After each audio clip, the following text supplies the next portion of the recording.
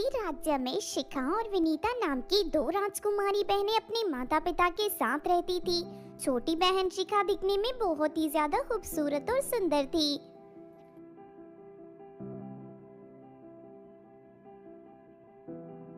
अरे विनीता, तू तो दिन ब दिन काली होती जा रही है। पहले तो ठीक ठाक दिखती थी, अब तो तू और भी ज्यादा डरावनी बन गई है। हाँ, तूने सही कहा, इसका रंग तो जरूरत से ज्यादा ही काला है। इससे कोई राजकुमार तो क्या महल का नौकर भी शादी करने के लिए तैयार नहीं होगा।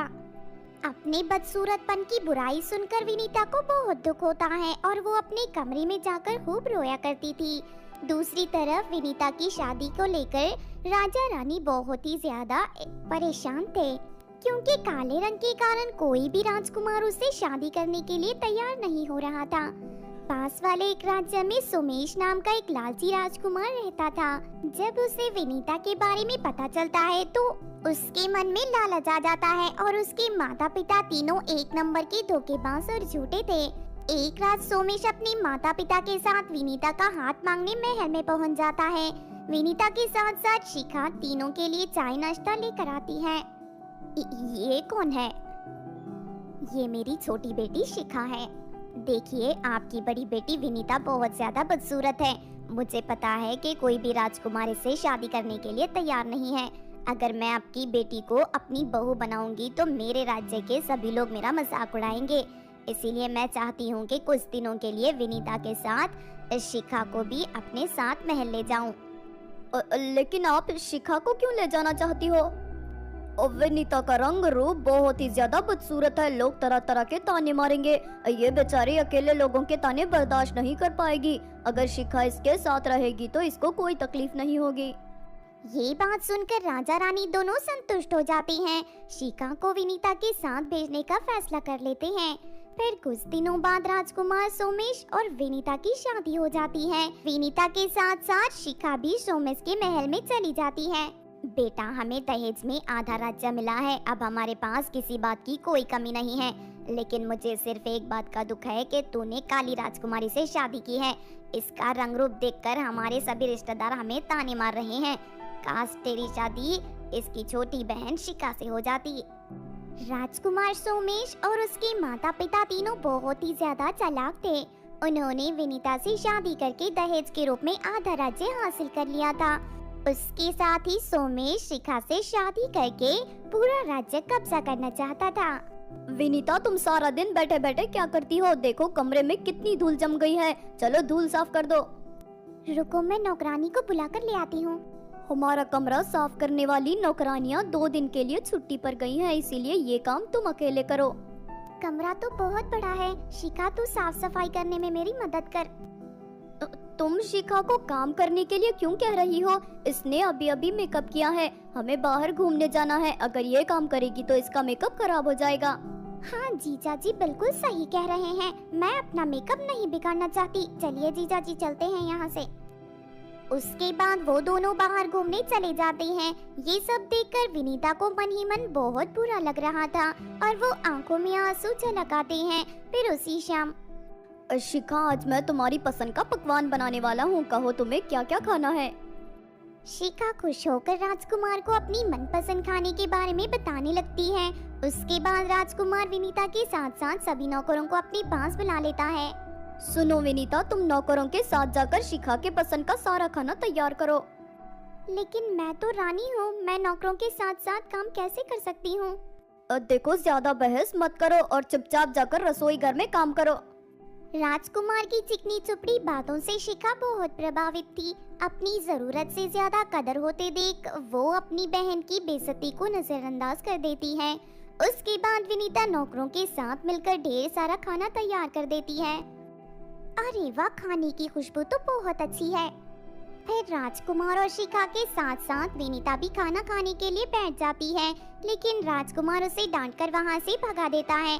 बेचारी विनीता रोते हुए अपने कमरे में चली जाती है, लेकिन इस बात से शिखा को कोई फर्क नहीं पड़ता। वो राजकुमार के साथ बैठकर मजे से खाना खाती है। फिर अगले दिन, शिखा, तुझे यहाँ बहुत दिन हो गए हैं, अब तू वापस लौट जा, क्योंकि तू मेरे पति के साथ कुछ ज्यादा ही नजदीक जा रही है। मुझे ये सब पसंद नहीं है। देख तू ज्यादा बातें मत कर, मैं आने से इनकार कर देती तो तेरी शादी नहीं हो पाती। वैसे भी मुझे यहाँ बहुत सम्मान मिल रहा है, सभी मुझे बहुत पसंद करते हैं, इसीलिए मैं यहाँ से नहीं जाना चाहती। अच्छा, तो इसका मतलब तू मेरे पति से शादी करके यहाँ की रानी बनना चाहती है? हाँ, कुछ ऐसा ही है। वैसे भी एक राजा की दो रानियां होने का कोई बड़ी बात नहीं। सच में मैं तो तुझे बहुत अच्छी समझती थी, लेकिन तू तो मेरे ही पीठ पर खंजर घोंप रही है। मैं कुछ गलत नहीं कर रही। राजकुमार जी और उनके माता पिता मुझे बहुत प्यार करते हैं। अगर मैं यहाँ से चली जाऊँ तो इस बात की क्या गारंटी है कि मुझे राजकुमार जैसा अच्छा पति ही मिलेगा? नहीं नहीं, इतना अच्छा मौका मैं अपने हाथ से नहीं जाने दूंगी। राजकुमार जी का स्वभाव बहुत अच्छा है, मैं उनके साथ हमेशा खुश रहूंगी। इतना कहकर शिखा अपने कमरे में चली जाती है। इस तरह बेचारी विनीता की जिंदगी दुखों से भर चुकी थी। वो चाहकर भी कुछ नहीं कर पा रही थी। फिर एक दिन, बस कुछ दिनों की बात है माँ, शिखा पूरी तरह मेरे जाल में फंस चुकी है। इनका आधा राज्य हमारा हो चुका है। शिखा से शादी करने के बाद हम इनका पूरा राज्य हासिल कर लेंगे और पूरा राज्य मिलने के बाद हम दोनों बहनों को मारकर यहाँ से भगा देंगे और फिर मजे से अपनी जिंदगी जिएंगे। लेकिन दूसरी तरफ शिखा उन तीनों की सारी बातें सुन लेती है। मैं तो इन तीनों को बहुत अच्छा समझ रही थी, लेकिन ये तीनों माँ बेटे और बाप तो एक नंबर के धोखेबाज निकले। उसके बाद शिखा फौरन पास में पड़ा एक डंडा उठाकर तीनों की पिटाई करने लगती है। हाय मर गया रे, मेरा हाथ टूट गया रे, कोई बचाओ मुझे। हाय मेरा सर फूट गया, ओहो कोई मेरी मदद करो। शिखा तीनों को मार मार के अधमरा कर देती है। मुझे तुम तीनों की सारी करतूत पता चल गई है। आज मैं यहाँ से जा रही हूँ। मेरे जाने के बाद तुम तीनों मेरी बहन का अच्छी तरह ध्यान रखना। अगर मेरी बहन को किसी तरह की कोई तकलीफ हुई तो मैं तुम तीनों को जान से मार दूंगी। शिखा का इतना डरावना रूप देखकर तीनों बुरी तरह घबरा जाते हैं और उसे माफी मांगने लगते हैं। उसके बाद शिखा अपनी बहन को सारी बात बताकर वहाँ से चली जाती है। उस दिन के बाद से शिखा के डर के कारण राजकुमार और उसके माता पिता विनीता के साथ अच्छा बर्ताव करते हुए उसे पूरा मान सम्मान देते हैं।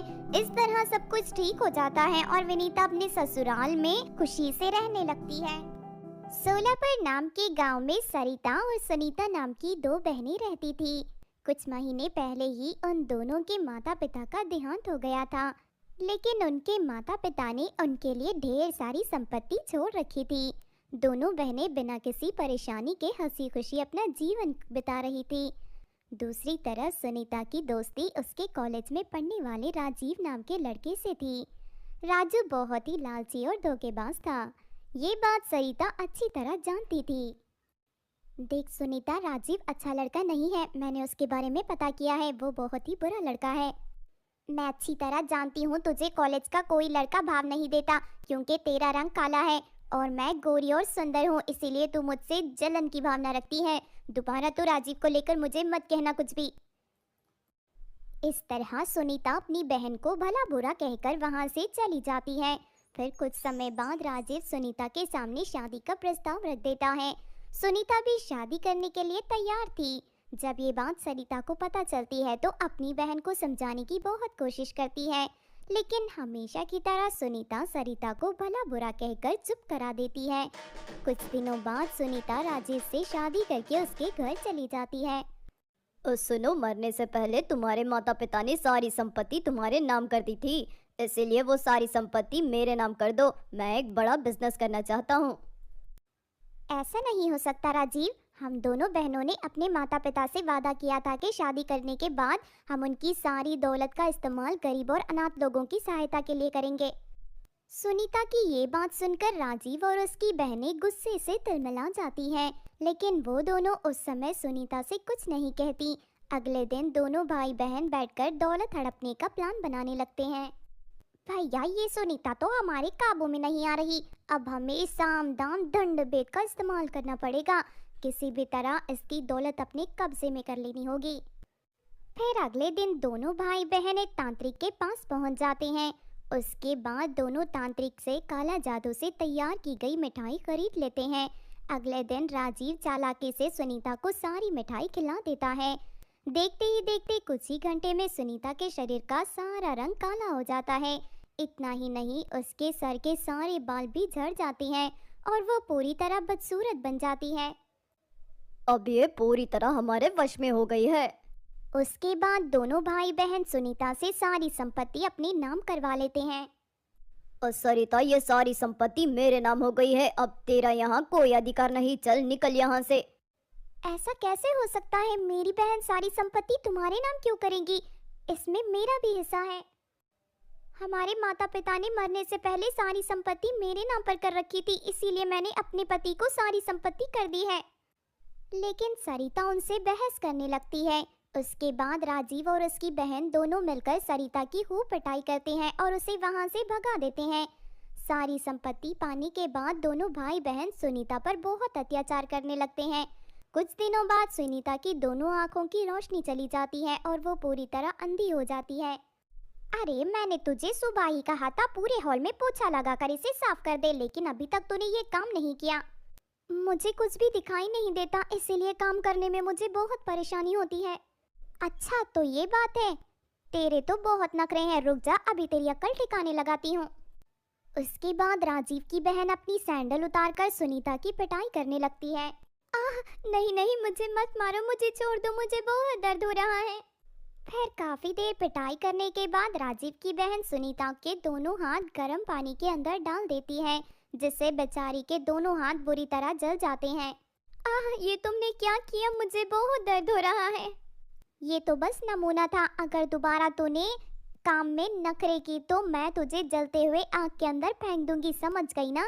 चल जल्दी से पोछा लगाकर साफ कर। उसके बाद डर के मारे सुनीता सफाई करने लगती है। फिर एक दिन ये सुनीता पूरी तरह अंधी हो गई है, इसे घर के काम नहीं होते, अब ये हमारे ऊपर बोझ बन चुकी है। हाँ भैया, तुम ठीक कहते हो, इसे घर में रखने का कोई फायदा नहीं। उसके बाद दोनों भाई बहन सुनीता को घने जंगल में छोड़कर घर आ जाते हैं। दूसरी तरफ सरिता को अपनी बहन की फिक्र हो रही थी। फिर एक दिन वो सुनीता से मिलने जाती है, लेकिन दोनों भाई बहन उसे बताते हैं कि कुछ दिनों पहले सुनीता घर छोड़कर भाग गई है। उन दोनों पर सरिता को यकीन नहीं होता। वो हर जगह अपनी बहन को ढूंढने की कोशिश करती है, लेकिन कई दिन भटकने के बाद भी उसे अपनी बहन नहीं मिलती। पता नहीं मेरी बेचारी बहन किस हाल में होगी। उन दोनों भाई बहन ने हम दोनों की जिंदगी बर्बाद कर दी है। अब मैं क्या करूं? मेरे तो कुछ समझ में नहीं आ रहा। तभी अचानक सरिता को याद आता है कि जब उसकी माँ जिंदा थी तो वो एक दिन उसे नीलम नाम की जादूगरनी की बर्थडे पार्टी में ले गई थी। सरिता फौरन मदद मांगने नीलम जादूगरनी के घर पहुंच जाती है। तुम्हारी माँ मेरी बहुत अच्छी सहेली थी, मैं तुम्हारी सहायता करूंगी। उसके बाद जादूगरनी सरिता को अपनी जादुई झाड़ू पर बैठाकर एक जादुई दुनिया में ले जाती है। ये देखो, सामने जो कुआं मौजूद है उसके अंदर जाकर तुम डुबकी लगाओ। सरिता उस जादुई कुएं के पानी में उतरकर डुबकी लगाने लगती है और देखते ही देखते उसके सर के बाल बहुत ही ज्यादा लंबे हो जाते हैं और उससे तेज रोशनी आने लगती है। उसके बाद जादूगरनी सरिता को एक जलते हुए घर के सामने ले जाती है। तुम इस घर के अंदर जाओ, चिंता मत करो, तुम्हें कुछ नहीं होगा। उसके बाद सरिता उस जलते हुए घर के अंदर दाखिल हो जाती है और थोड़ी ही देर में उसके शरीर पर आग से बना हुआ एक जादुई लहंगा प्रकट हो जाता है। अब तुम्हारे पास काले बालों की शक्ति आ गई है और साथ ही ये आग का लहंगा भी है। इन दोनों की शक्ति का इस्तेमाल करके तुम जो चाहे वो कर सकती हो। मेरी सहायता करने के लिए आपका बहुत बहुत शुक्रिया। मैं जिंदगी भर आपका उपकार नहीं भूलूंगी। उसके बाद सरिता अपनी बहन को ढूंढने निकल जाती है। हे जादुई लहंगे, मुझे मेरी बहन से मिलवा दे। बस फिर क्या था, सरिता के इतना कहते ही जादुई लहंगा सरिता को हवा में उड़ाकर एक बड़े पेड़ के पास ले जाता है। जंगली जानवरों से बचने के लिए सुनीता पेड़ की ढाली पर चढ़कर बैठी हुई अपनी बहन की इतनी बुरी दुर्दशा देख सरिता को बहुत दुख होता है। तुम अपने जादुई काले बालों का इस्तेमाल करके अपनी बहन को दोबारा पहले की तरह स्वस्थ कर सकती हो। उसके बाद सरिता अपने सर के ढेर सारे काले बाल तोड़कर अपनी बहन के सर पर लगा देती है और अगले ही पल वहाँ तेज रोशनी होती है, जिससे सुनीता को सब कुछ दिखाई देने लगता है और वो बहुत ही खूबसूरत बन जाती है। उसके बाद दोनों बहनें एक दूसरे से गले लगकर रोने लगती हैं। अब उन दोनों दुष्टों को सबक सिखाने का समय आ गया है। फिर सरिता सुनीता का हाथ पकड़ लेती है और दोनों बहनें हवा में उड़ते हुए राजीव और उसकी बहन के पास पहुंच जाते हैं। तुम दोनों ने मेरी बहन पर बहुत अत्याचार किया है ना, अब मैं तुम दोनों को जिंदा नहीं छोड़ूंगी। अरे भैया ये सब क्या है? ये सुनीता तो फिर से खूबसूरत बन गई और इस सरिता के सर पर लंबे बाल हैं, साथ ही इसने आग से जलता हुआ लहंगा भी पहन रखा है।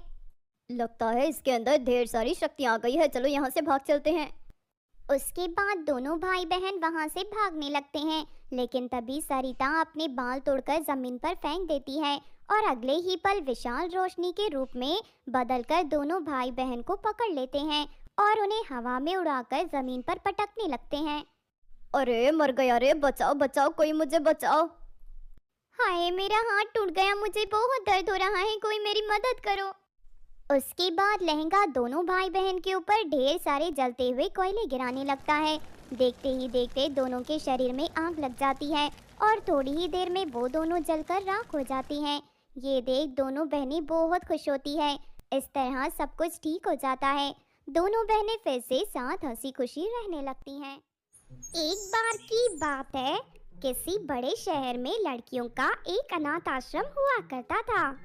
उस अनाथ आश्रम में दिव्या नाम की एक अनाथ लड़की रहती थी। दिव्या बहुत ही सीधी सादी और हमेशा अपने काम से काम रखती थी। उस अनाथ आश्रम को चलाने वाली मालिनी नाम की औरत बहुत ही दुष्ट और गुस्से वाली थी।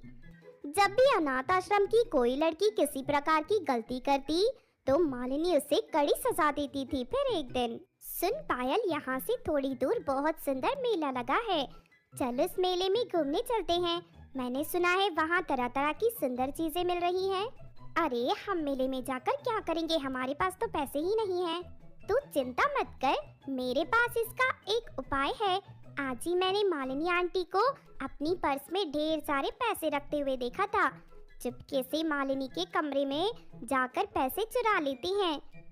इस वक्त वो नींद की गोलियां खाकर सो रही हैं, उन्हें कुछ पता नहीं चलेगा। अरे वाह, ये तो बहुत अच्छी बात है। फिर वो दोनों लड़कियां चुपके से मालिनी के कमरे में दाखिल हो जाती हैं और उनके पर्स से पैसे चुराकर मेले में घूमने चली जाती हैं।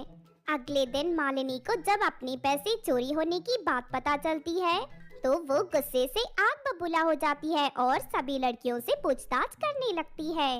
अरे कोमल, मालिनी आंटी तो बहुत गुस्से में दिख रही है, कहीं हम दोनों की चोरी पकड़ी ना जाए, अब हम क्या करें? तू चिंता मत कर, मैंने सब सोच लिया है। तभी कोमल चुपके से दिव्या के बैग में 10 रुपए का नोट डाल देती है। उसके बाद कोमल मालिनी के पास जाकर उससे कहती है, मालिनी आंटी, कल रात मैंने दिव्या को आपके कमरे में जाते हुए देखा था। वो आपके पर्स से पैसे चुरा कर बाहर घूमने चली गई थी। हाँ मालिनी आंटी, आप दिव्या की बैग की तलाशी लीजिए, जरूर इसने आपके पैसे अपनी बैग में रखे होंगे। ये सुनते ही मालिनी फौरन दिव्या के बैग की तलाशी लेने लगती है। तभी उसे कोमल का छुपाया हुआ 10 रुपए का नोट मिल जाता है। अरे ये नोट तो मेरा है। दिव्या की बच्ची, तू चोरी करती है, आज मैं तुझे नहीं छोड़ूंगी। नहीं नहीं आंटी जी, मैंने चोरी नहीं की, जरूर मुझे कोई फंसाने की कोशिश कर रहा है। रहने दे, चोरी पकड़ी जाने पर हर कोई यही कहता है। उसके बाद मालिनी दिव्या की खूब पिटाई करती है और सजा के तौर पर उसे 1 हफ्ते के लिए अनाथ आश्रम से बाहर भगा देती है। बेचारी दिव्या रोती हुई एक बड़े से बरगद के पेड़ के पास पहुंच जाती है। दिव्या अपनी बुरी किस्मत पर रो रही थी। तभी उसे पेड़ के जड़ के पास एक छोटा सा बक्सा दिखाई देता है। दिव्या उस बक्से को खोलकर देखने लगती है। उसके अंदर सोने और चांदी से बनी 2 छोटी गुड़िया मौजूद थी। तभी अचानक वहाँ बारिश शुरू हो जाती है और दोनों गुड़िया पर पानी पड़ते ही वो दोनों गुड़िया परी बनकर जीवित हो जाती हैं। हम दोनों बहनें कई 100 सालों से इस बक्से के अंदर बंद थी। आज तुम्हारी वजह से हमें आजादी मिली है। अब हम दोनों खुशी खुशी अपने परिदेश लौट सकते हैं, लेकिन जाने से पहले हम तुम्हारा एहसान चुकाकर जाएंगी।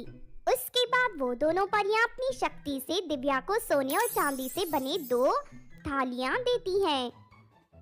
चांदी की थाली से तुम जितना चाहे उतना खाना मांग सकती हो, ये तुम्हें तुम्हारी मनपसंद का खाना देगी, और सोने की थाली तुम्हें ढेर सारे पैसे देगी।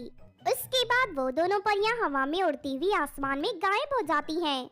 उन दोनों जादुई थाली की मदद से दिव्या अपनी सारी जरूरतें पूरी कर लेती है और एक बढ़िया सा घर बनाकर वहाँ मजे से रहने लगती है।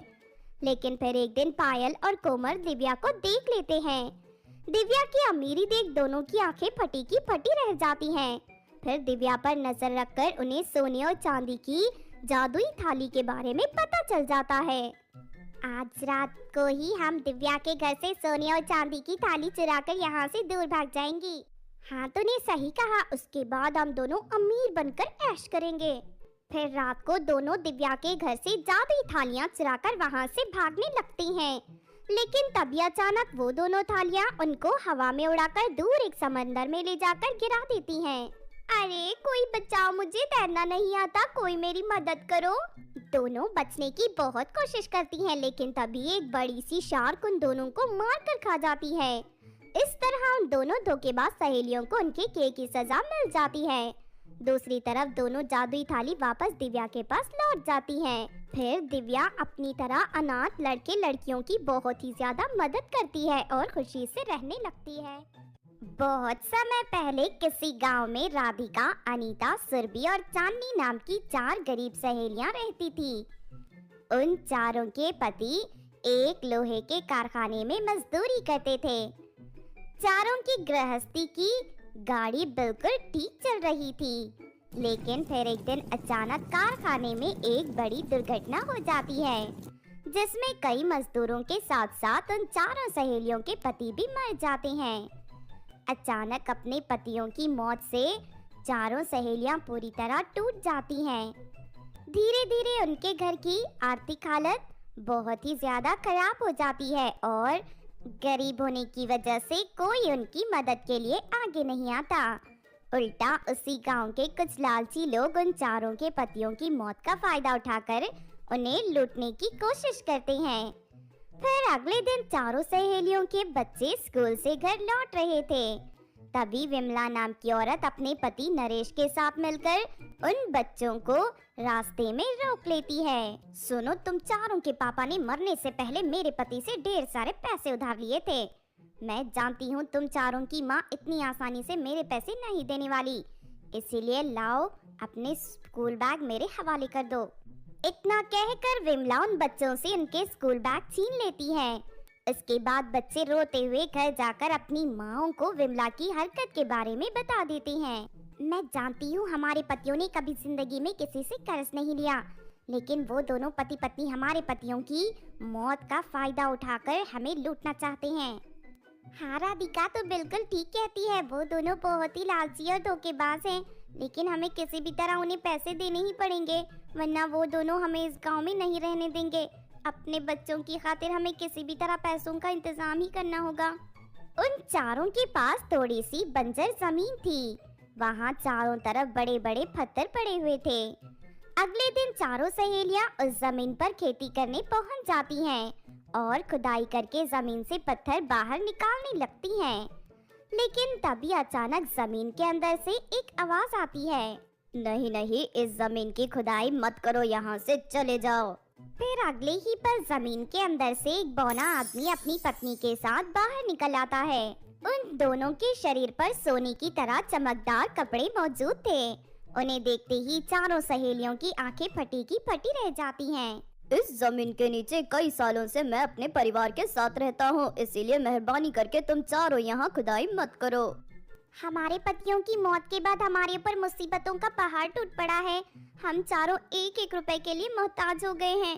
दूसरी तरफ हमारे ऊपर बहुत सारा कर्ज भी है, इसीलिए हम चारों यहाँ खेती करने आई हैं। देखो, अगर तुम हमारी बात मानोगी तो हम तुम्हें 2 दिनों के लिए अपनी जादुई अंगूठियाँ देंगे, जिसकी मदद से तुम चारों अपनी गरीबी दूर कर लेना। फिर अगले ही पल बौना आदमी अपनी जेब से 4 जादुई अंगूठियां निकालकर उन चारों सहेलियों को देते हुए कहता है, ये जादुई अंगूठियां हैं, इनका इस्तेमाल करके तुम चारों अपने लिए जो भी चीज चाहो हासिल कर सकते हो। 2 दिन के बाद हमें ये अंगूठियां लौटा देना। उसके बाद बौना अपनी पत्नी के साथ वापस जमीन के अंदर चला जाता है। जादुई अंगूठियां पाकर चारों खुश हो जाती हैं। इसके बाद वो चारों अपने लिए एक बहुत बड़ा घर प्रकट कर लेती हैं। इसके साथ ही वो अपने घर पर खाने पीने और अपने बच्चों की हर सुविधा का इंतजाम भी कर लेती हैं। अब हमें अपने लिए एक रेस्टोरेंट तैयार कर लेना चाहिए ताकि हमारा आसानी से गुजारा चलता रहे। फिर वो चारों अंगूठियों की शक्ति से एक बड़ा रेस्टोरेंट तैयार कर लेती हैं। लेकिन तभी नरेश और उसकी पत्नी विमला चारों की बातें सुन लेती हैं और चारों को रास्ते में रोककर उनसे अंगूठियां छीन लेती हैं। फिर घर जाकर जैसे ही नरेश और उसकी पत्नी जादुई अंगूठियों का इस्तेमाल करने की कोशिश करते हैं कि तभी उन दोनों के शरीर में आग लग जाती है और वो दोनों दर्द से तड़पने लगते हैं। अरे भाग्यवान, हमने लालच में पड़कर बहुत बड़ी गलती कर दी। अरे गाँव वालों, कोई हमारी मदद करो। लेकिन वहाँ कोई नहीं आता और थोड़ी ही देर में दोनों जलकर राख हो जाते हैं। उसके बाद वो चारों अंगूठियाँ वापस बौने आदमी के पास पहुँच जाते हैं। इस तरह उन दोनों लालची और धोखेबाज पति पत्नी को उनके किए की सजा मिल जाती है। दूसरी तरफ चारों सहेलियां अपने बच्चों की अच्छी तरह परवरिश करते हुए चैन से अपनी जिंदगी जीने लगती हैं। मणिपुर नाम का एक कस्बा था जहां दो तरह की बस्तियां बसी हुई थी। एक बस्ती में गरीब लोग रहते थे और दूसरी बस्ती अमीरों की थी। हालांकि गरीब और अमीर बस्ती के लोगों के लिए कॉलेज, स्कूल, पार्क एक ही थे। गरीब बस्ती में नैना नाम की एक लड़की रहती थी। नैना के पिताजी नहीं थे और उसकी माँ अमीर बस्ती के लोगों के घर जाकर बर्तन धोने का काम करती थी। माँ, मैं पिछले 1 महीने से बिना साबुन के नहा रही हूँ। कपड़ों में भी साबुन नहीं लगा है। 20 रुपए दे दो, मैं नहाने का और कपड़े धोने वाला साबुन लेकर आऊंगी। बेटा, कुछ दिन और रुक जा, पैसे मिलते ही हम लोग साबुन खरीद लेंगे। नैना जब कॉलेज जाती तो अमीर बस्ती की लड़कियां उससे दूर भागती थी। अरे जल्दी भागो, बदबूदार नैना आ गई, जल्दी यहाँ से भागो। मानव नाम का एक लड़का नैना का दोस्त था। मानव भी नैना की बदबू से परेशान रहता था।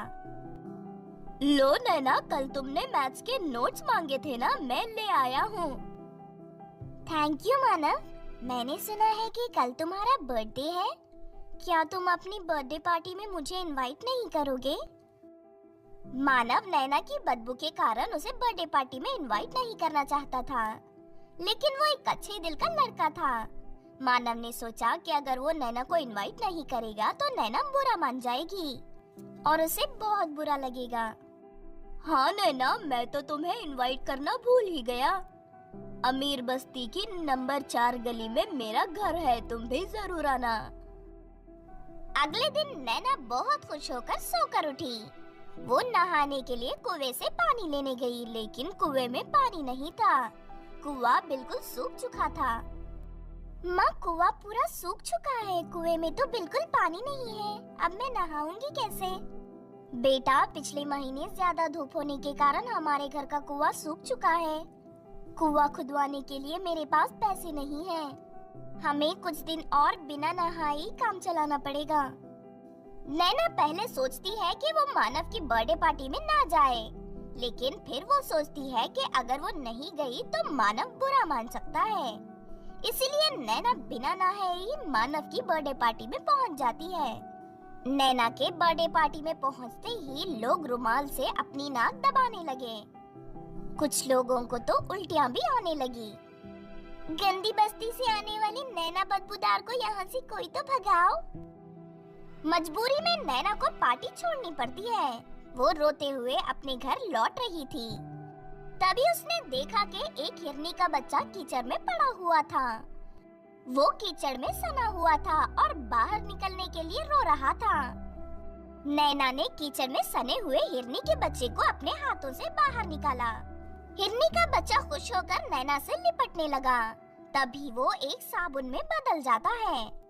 ये देखकर नैना चौंक जाती है और कहती है, अरे ये हिरनी का बच्चा चमकीले साबुन में कैसे बदल गया, कहाँ चला गया वो?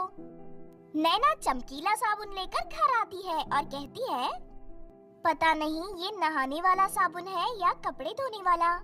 मैं इसे दोनों कामों में इस्तेमाल करूंगी। नैना ने साबुन से जब अपने कपड़े धोए तो कपड़े एकदम नए हो गए और उनसे बहुत अच्छी खुशबू भी आने लगी। कपड़े धोने के बाद नैना जब वो साबुन से नहाकर बाहर निकली तो उसकी बदबू बिल्कुल दूर हो चुकी थी और वो बहुत ही ज्यादा खूबसूरत भी बन चुकी थी। ये तो कोई जादुई साबुन लगता है, मैं तो कितनी सुंदर हो चुकी हूँ। नैना साबुन से बर्तन धोती है तो पुराने बर्तन नए हो जाते हैं। ये साबुन बिल्कुल खत्म ही नहीं हो रहा है, इससे पुरानी चीजें तो बिल्कुल नई हो जा रही है। नैना जादुई साबुन से अपना पूरा घर धो डालती है, उसका घर बिल्कुल नया हो जाता है। नैना के पड़ोसियों ने जब नया घर का राज पूछा तो नैना उन्हें जादुई साबुन के बारे में बता देती है। बेटी, एक दिन के लिए अपना साबुन हमें भी दे दो, हम भी अपनी बदबू मिटाना चाहते हैं और अपना घर और सामान नया बनाना चाहते हैं। नैना जादुई साबुन खुशी से अपने पड़ोसियों को दे देती है। उस दिन नैना जब कॉलेज पहुंची तो उससे देखकर सब चौंक गए। इतने सुंदर कपड़े और इतनी अच्छी खुशबू इस गरीब बस्ती की लड़की के पास कैसे आ गई? मानव नैना के पास आकर उससे माफी मांगता है और कहता है, नैना मुझे माफ कर दो, कल पार्टी में तुम्हारी बहुत इंसल्ट हुई। कोई बात नहीं मानव, अब मेरी बदबू दूर हो चुकी है।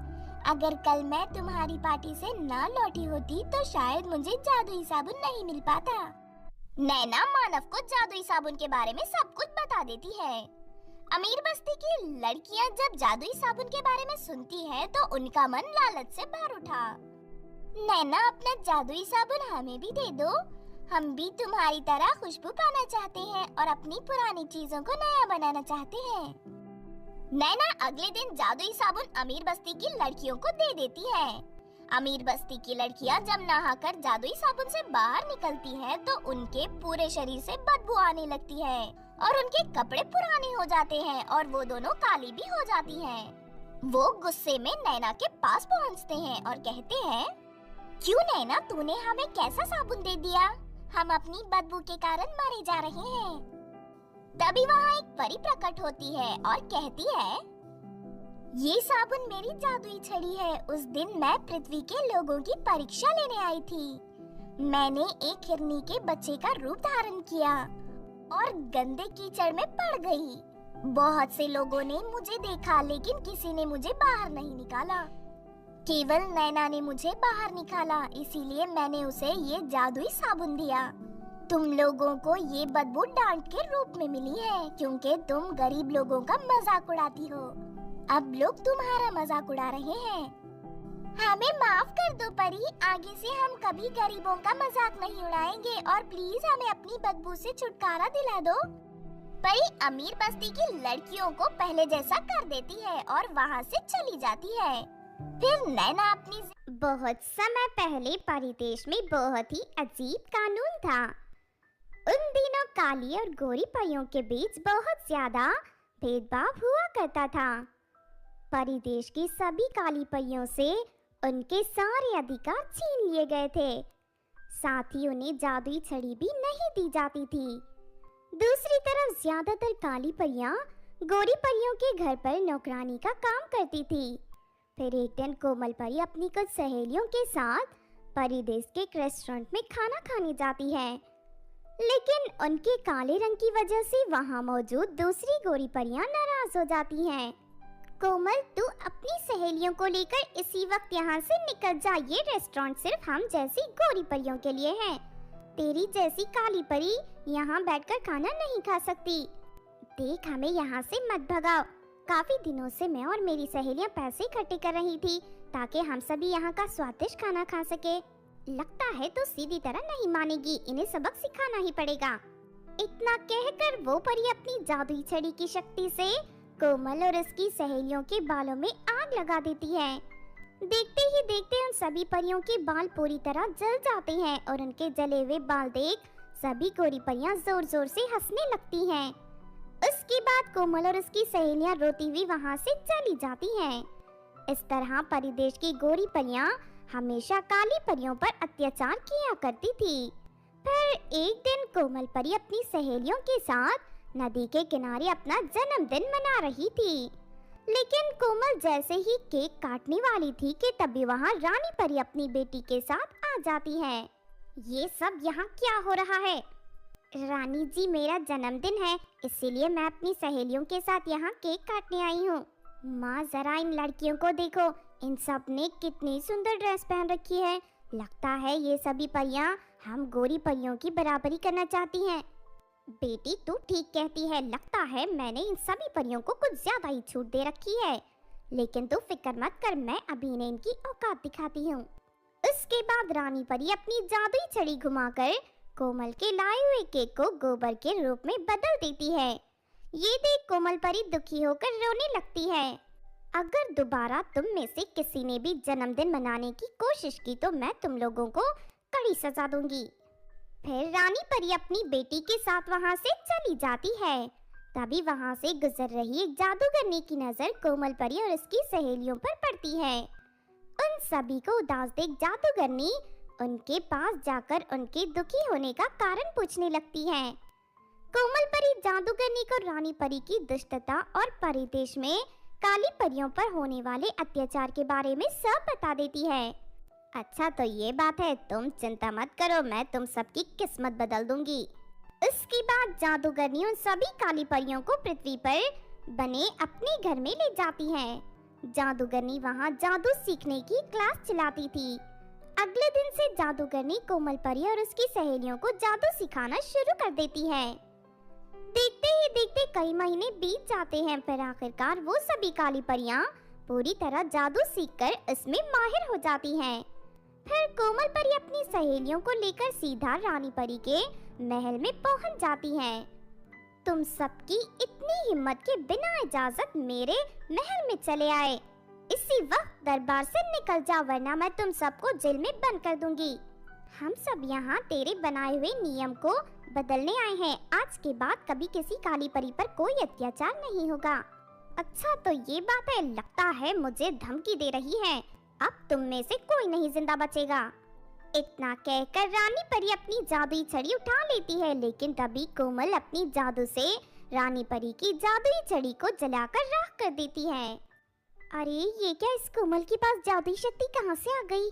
फिर कोमल अपने जादू से रानी परी को एक बिल्ली बनाकर उसे पिंजरे में डाल देती है। इस बात से दरबार में मौजूद दूसरी परियां कोमल से घबराने लगती हैं और उसके बाद कोमल रानी परी की गद्दी पर बैठकर वहां की रानी बन जाती है। रानी बनते ही कोमल परी काली परियों के खिलाफ बनाए गए सारे नियम रद्द कर देती है।